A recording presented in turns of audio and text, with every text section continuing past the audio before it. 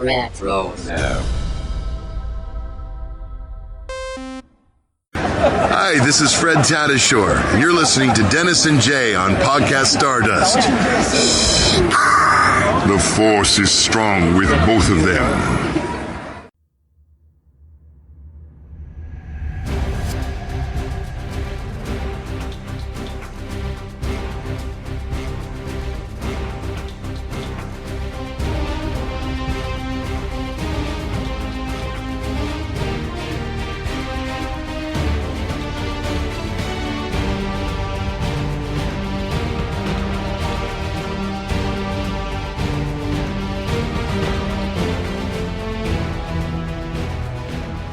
Hello, and welcome to Podcast Stardust. This is the fully armed and operational podcast dedicated to Star Wars news, reviews, and discussion. I'm Dennis Keithley. Happy Friday. I'm Jay Krebs. And we are putting another week to rest with a discussion of some recent Star Wars news here on Podcast Stardust. Jay, you want to go ahead and give everyone our social media contacts before we get things started? Absolutely. We are very easily and conveniently found on Facebook and Instagram at Podcast Stardust.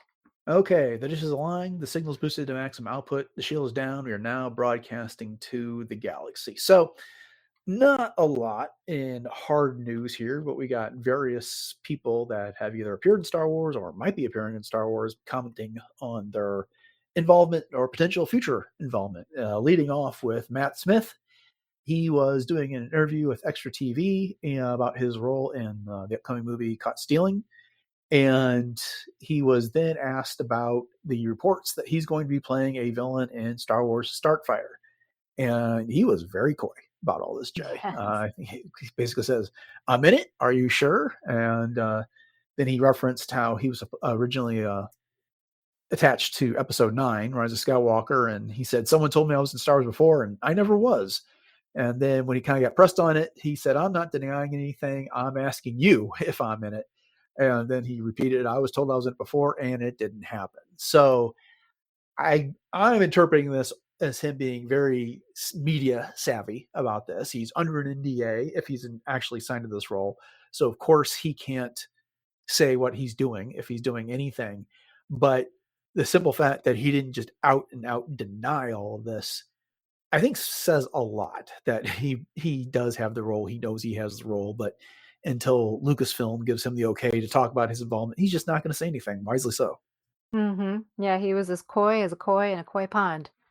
There you go. That's my pun for the night. I'm here all week. But no, but in all seriousness, though, you could tell in the interview that he kind of figured that this question was going to be coming because he didn't act like he was surprised by it necessarily. Right.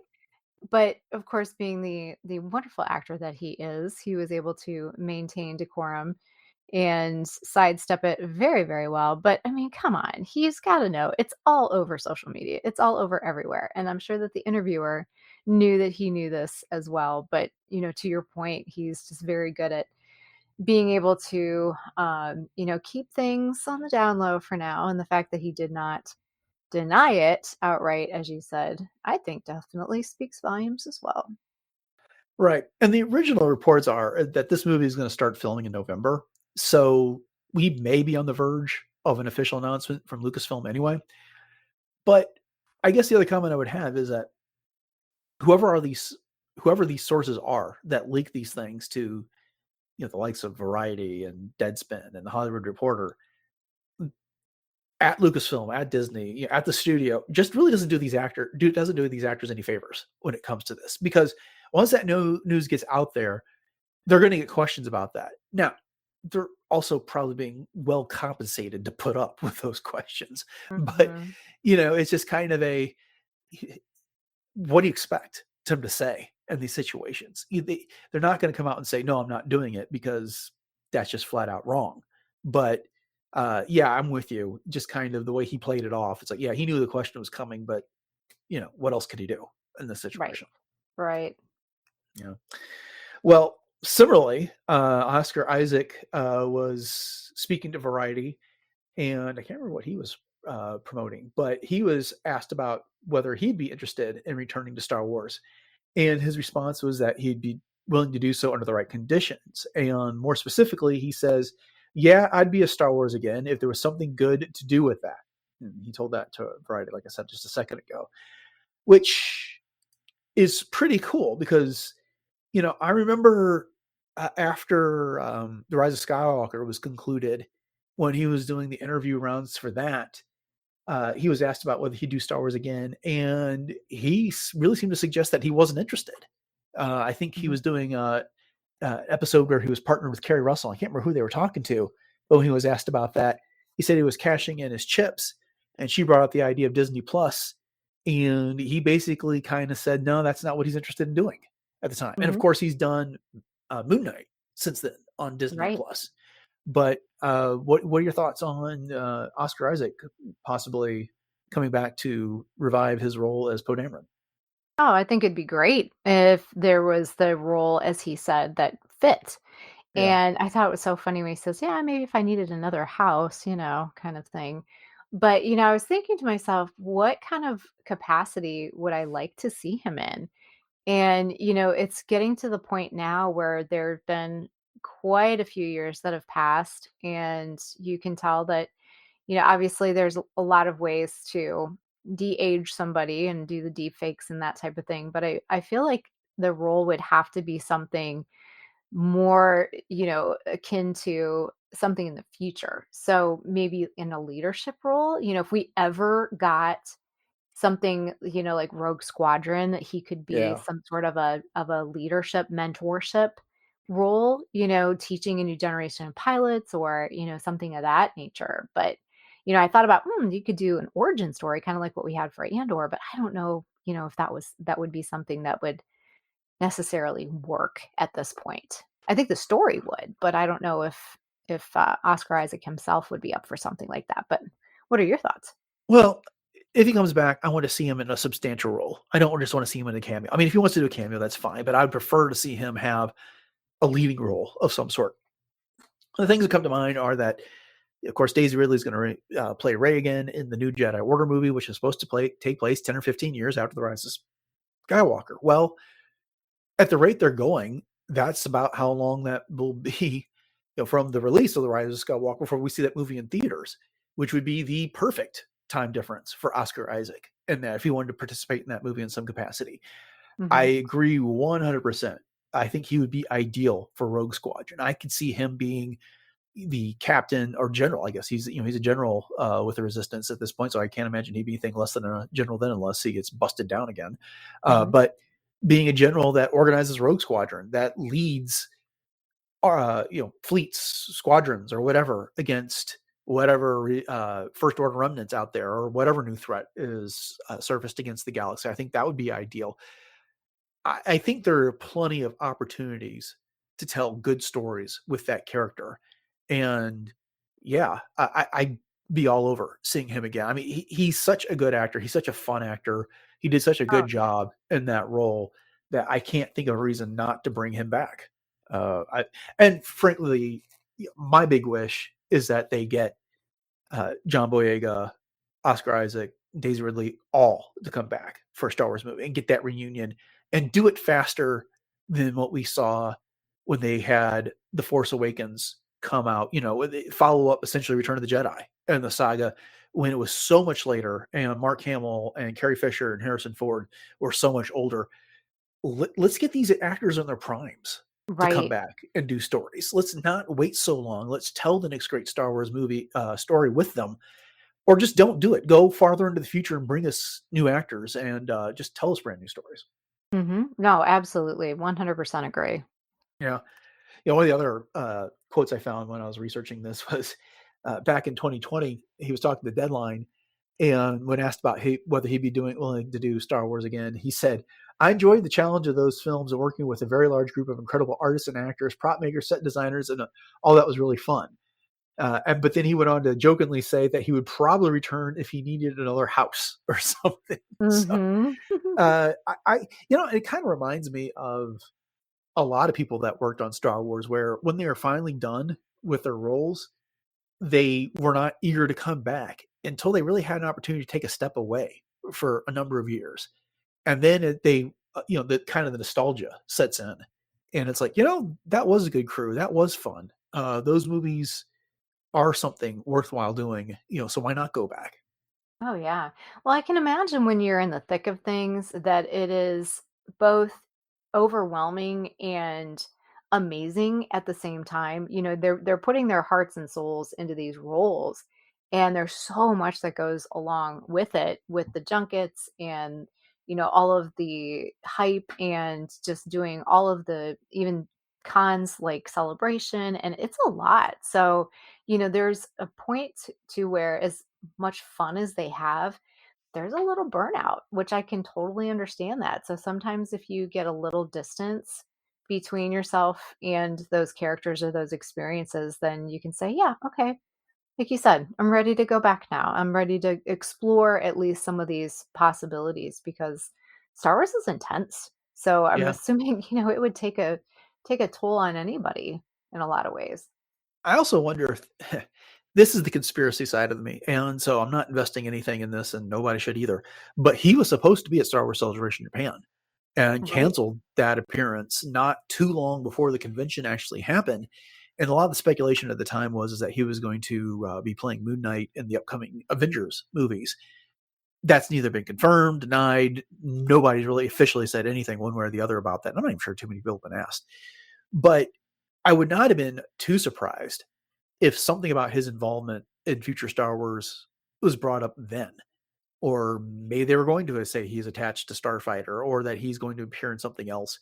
And, the whole notion of never saying never to anything, I mean, don't. Because look, Ewan McGregor, when he was done with Revenge of the Sith, didn't seem too excited about coming back to Star Wars. And here he is all these years later showing up at Celebration and showing up at cons, talking about playing Obi-Wan Kenobi all the time and having just done an Obi-Wan Kenobi series and eager to do more Star Wars Hmm. on this. And he's told people a number of times that he thinks it's only a matter of time before there is another Obi-Wan Kenobi project out there. They just got to get the story right and the idea right and the timing right on it. Right, So, right. yeah. Absolutely.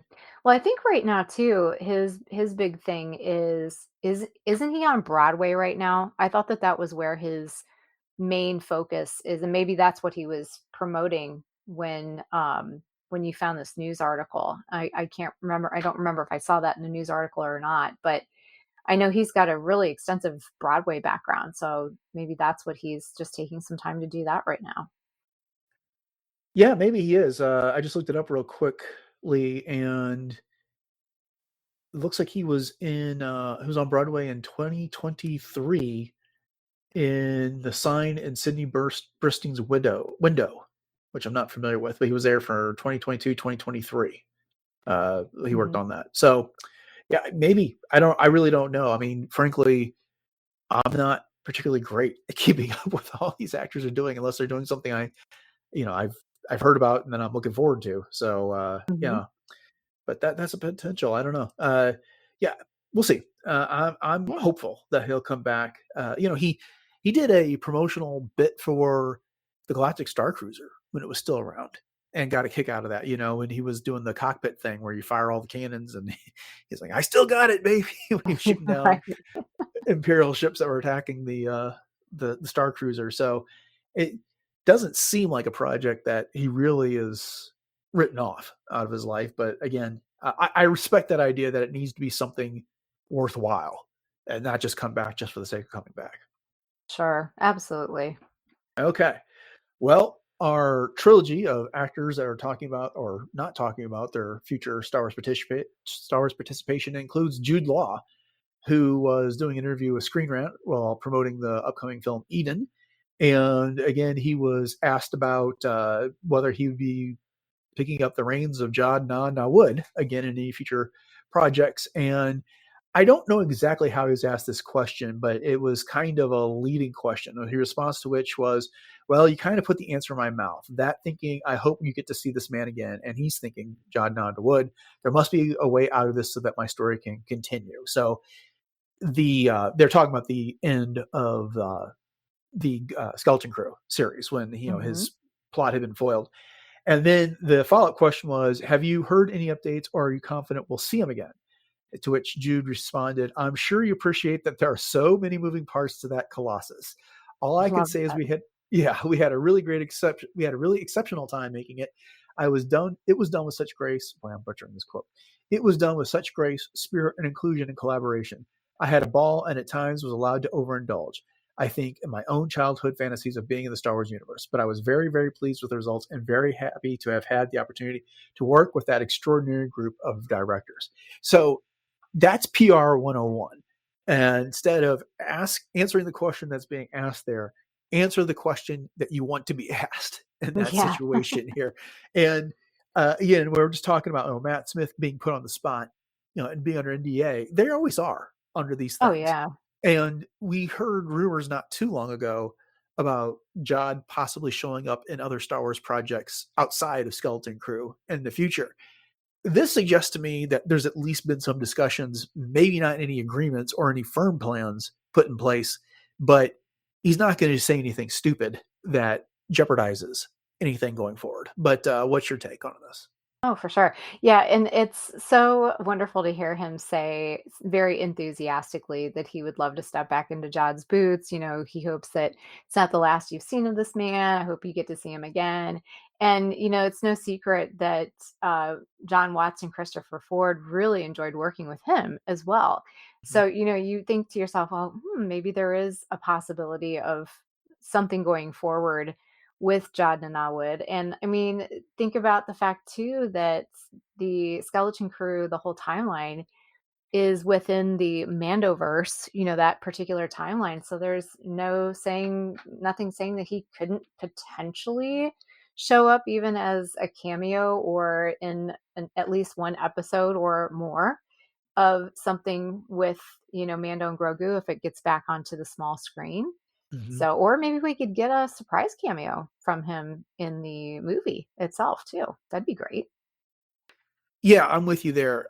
I am doubtful about there being a follow-up season to Skeleton Crew anytime soon, simply because it seems like all those kids have gotten busy with other projects right now, like ongoing projects, series, and the like. And Mhm. so, as much as I like to see them, and we may be waiting on them for a while. But I mean, hey, if Stranger Things can take years to put out another season, then Right. why not Skeleton Crew? And at Exactly. least with Skeleton Crew, they aren't tied to like school years and the like. Mhm. So there's Mhm. that.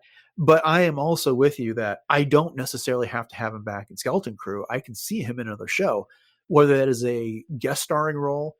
I'd want to see him more than a cameo in there. I mean, nothing against cameos, but let's bring him back for good here. That character has got so much potential with his pirate background, his Jedi background, and everything else he's been doing, that you could see him getting tied up in some sort of a heist movie, or you could see him getting tied up in something that they need someone who's force sensitive to go on a mission. And there's not a whole lot of those around outside of Luke Skywalker at that time. So they find this guy and coerce him into doing something, or make it in his work. That's his best interest to participate in something like that. So there are a lot of possibilities here. And yeah, I like that show. I don't, it did not do particularly well as far as ratings goes, which I think is a shame because it was so much fun uh, Right. out there. And, is it Andor season 2? No, but it's not supposed to be. It is definitely its own thing. And I'd like to see, and whether it's John Watson and Christopher Ford doing it or not, that character I think would be so moldable, so usable in other projects that he doesn't necessarily have to be pigeonholed to that same type of thing. Right. No, I totally agree. And, when I say cameo, I mean, I guess something more along the lines of Pelimoto, where you Sure. you keep getting to go back and A there's sort recurring of an role. anchor, yes, like an anchor to his purpose for being there, but Right. not necessarily the main type character, like a Bo-Katan. Makes sense. Makes sense. Okay. Well, some news that came out right before we were getting ready to record is that there is a new Audible original project coming out on October 9th called The Jaws of Jakku, which is being written by Kevin Scott, and narration is being provided by Helen Sadler. And this story tells of the adventure of Rey, Finn, and BB-8 returning to Jakku in the year between The Last Jedi and the rise of Skywalker to tackle a mystery beneath the sands. The official description is that following the events of The Last Jedi, Rey struggles to let go of her lonely childhood on the desert planet of Jakku. Hoping to have a breakthrough in her Jedi training, she returns to her homeworld with Finn and BB-8 in tow. When they meet a young girl on a dangerous mission to save her family, they travel through the pitch-black tunnels beneath the sands where they encounter scurrying Gnawjaws, a haunting terror from the past, and maybe, just maybe, hope for them all. It's supposed to clock in at 3 hours and 53 minutes.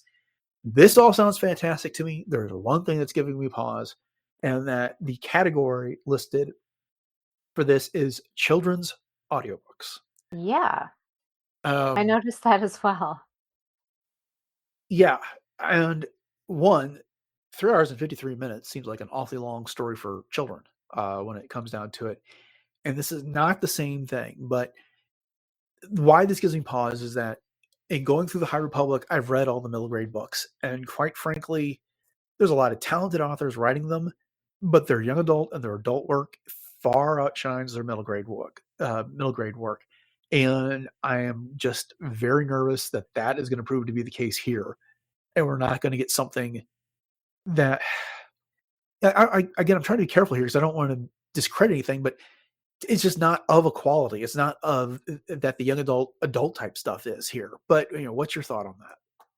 Well, no, I agree with you. And as far as the upside to this, as soon as I saw Kevin Scott, of course, we're both huge fans of Kevin Scott. Right. I thought, oh wow, that's really cool that he's doing this, and the fact that, of course, it's coinciding with the 10-year anniversary of The Force Awakens is pretty cool that they're deciding to put this out. But yeah, I mean, as far as being such a young audience, not to say that it can't be beloved as far as a story goes and that it can't be a good story, but at the same time, it's a little bit an interesting choice, let's just put it that way, as a release audience to me. Right. Yeah. I mean, like you said, Kevin Scott is a draw to this because we liked his High Republic comics that he's done with Marvel. We've enjoyed the books that he's written for the High Republic. He's done the audio dramas for the High Republic. With that feature Lauren D. He also did the Count Dooku audio drama all those years ago, which was fantastic. So I got a lot of faith in him, but to me, it's just the parameters. What kind of story is he telling for a children's audiobook here? So I don't know. I mean, at the moment, I'm inclined to check this out simply because it is Kevin Scott and I'm such a big fan. But I think it's really going to be. This is not something I'm going to pre-order. I'm going to wait a little bit closer to time and hear more about it before I make a definitive decision on this one way or the other. No, I agree. And again, some of the younger audience types of things have been really, really enjoyable. Mm-hmm. So we'll just have to see. Yeah, yeah. But it's just it's the other thing about it is that they've been so reluctant to touch the sequel trilogy era characters. They use them so sparingly because they want to leave that era open Hmm.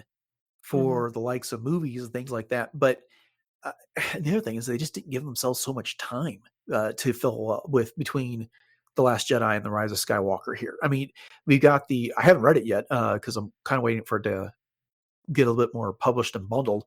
But the Legacy of Vader comic that talks about Kylo Ren between The Last Jedi and The Rise of Skywalker there. Yeah.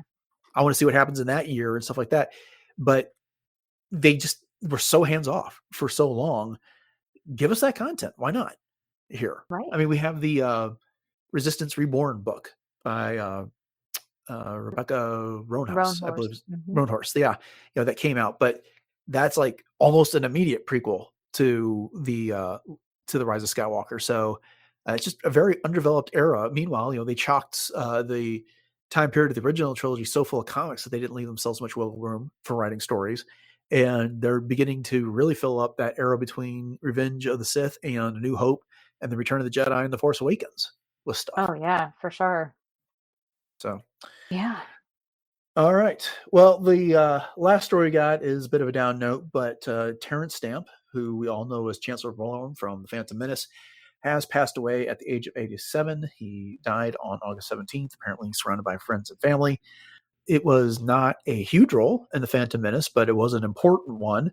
I know Terrence Stamp better as General Zod from Superman Yeah. 2. Hmm. But again, another Star Wars luminary that has passed away. I didn't realize he was quite so old at 87. That kind of surprised me. I thought he was a bit younger than that. But do you have any other final thoughts about Mr. Stamp? I think you said it all, and you said it very well. He definitely played a very crucial role in Star Wars, in Chancellor Valorum, and the legacy thereof. And there are some other things, as you said, the Superman. I believe he was, if I remember right, he was also in Young Guns and a couple other things as well. But definitely will be missed. Indeed, indeed. So our condolences to his family, friends, and admirers everywhere. Well, with that, we're going to go ahead and wrap up this week's Star Wars news here on Podcast Stardust. Thank you all for joining us. We hope you have enjoyed it. And if so, and you haven't done so already, we'd appreciate if you could subscribe to the podcast and leave us a rating and review wherever you do such things.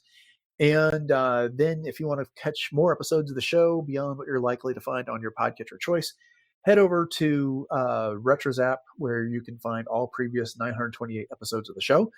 You want to go ahead and remind everybody where else we can be found on the internet and social media. Absolutely. So you can find us on all of your podcatchers and the usual streaming suspect places. In addition to all of those, you can also hit us up on Facebook and Instagram at Podcast Stardust. And if you're looking for some fun ideas for everything Star Wars, you can also check out all of our Pinterest boards. And if you want even more places to listen to Podcast Stardust, you can check out both our YouTube and our YouTube music outlets.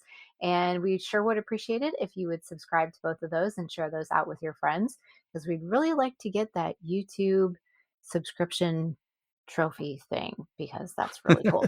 So other than that, that's all right. We have to have goals, right? We Right. believe in ourselves. And we also have our TeePublic store, and it would be amazing if you would support us there by picking up one of 7 different show logo designs on everything from t-shirts and coffee mugs to sweatshirts and even tote bags and everything in between. So the link to that is in our show notes. And if you do happen to snag something, please make sure that you take a picture and tag us so we can see where those things end up out in the galaxy, because that means a lot to us. Upcoming on the show, on Monday, we are returning to the Clone Wars with a look at episode 18 from season 2. And then on Wednesday, it'll be the latest entry in our Revenge of the Sith series, part 8. We're really getting into the thick things of Act 3, so make sure you join us for that. With all that having been said, thanks for listening to episode 929 of Podcast Stars, everyone. Have a great weekend, and until next time, may the Force be